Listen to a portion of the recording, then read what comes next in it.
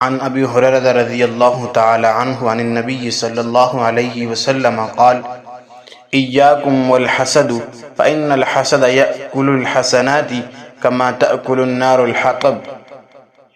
حضرت ابو ہریرہ رضی اللہ تعالی عنہ نبی کریم صلی اللہ علیہ وآلہ وسلم سے روایت کرتے ہیں کہ آپ صلی اللہ علیہ وآلہ وسلم نے فرمایا، حسد سے اپنے آپ کو محفوظ رکھو، کیونکہ حسد نیکیوں کو اس طرح کھا جاتا ہے جس طرح لکڑیوں کو آگ کھا جاتی ہے۔ اس حدیث مبارکہ کے اندر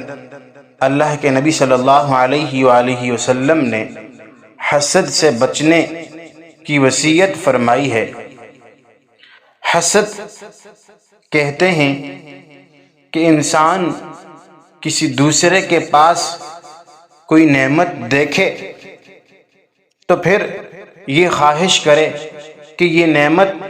اس کے پاس نہ رہے۔ حاسد وہ ہے جو دوسروں کی نعمتوں پر جلنے والا ہو اور وہ یہ نہ برداشت کر سکے کہ اللہ تعالیٰ نے کسی کو مال، علم، دین، حسن اور دیگر نعمتوں سے کیوں نوازا ہے۔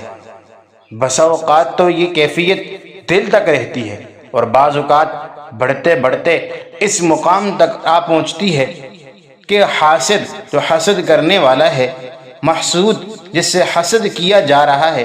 اس کے خلاف وہ کچھ عملی قدم اٹھانے پر آ جاتا ہے۔ اس کیفیت کا اظہار کبھی تو اس کی باتوں سے بھی ہوتا ہے اور کبھی اس کا عمل اندرونی جذبات اور احساسات کی عکاسی کرتا ہے۔ حسد کی کیفیت جب تک حاسد کے دل و دماغ تک محدود رہے اور محسود کے لیے خطرے کا باعث نہیں بنتی، بلکہ وہ سراسر حسد کرنے والے ہی کے لیے وبال جان بنتی رہتی ہے یہ بیماری، اور حاسد کے لیے ہی وہی وبال جان بنتا ہے اور یوں وہ اپنی ذات کا خود ہی سب سے بڑا دشمن بن جاتا ہے۔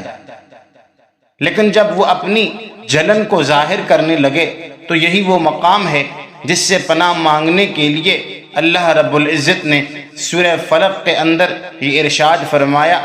وَمِن شَرِّ حَاسِدٍ إِذَا حَسَدَ، کہ میں اللہ سے پناہ مانگتا ہوں حسد کرنے والوں کے شر سے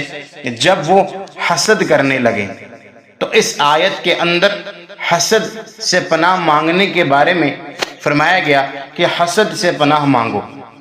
حسد، کینہ، بغض، کھوٹ، یہ سب انسان کی روحانی بیماریاں ہیں جو اول تو انسان کو نیک اعمال کی طرف رغبت